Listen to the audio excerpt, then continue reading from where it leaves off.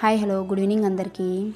Gold scheme ఫుల్గా complete అయిపోయిన తర్వాత మనము ఎలాంటి జాగ్రత్తలు తీసుకోవాలి అంటే, ఫస్ట్ ఫుల్గా మనకు గోల్డ్ స్కీమ్ కంప్లీట్ అయిన తర్వాత ఆ రోజు గోల్డ్ రేట్ అనేది ఎంత ఉన్నది అనేది చెక్ చేసుకోవాలి. ఫస్ట్ ఆ రోజు గోల్డ్ రేట్ చెక్ చేసుకోవాలి గోల్డ్ స్కీమ్ కంప్లీట్ అయిపోయిన తర్వాత. నెక్స్ట్ మనకి ఎంత అక్యుములేట్ అయ్యింది గోల్డ్ వెయిటేజ్ అనేది కూడా చెక్ చేసుకోవాలి.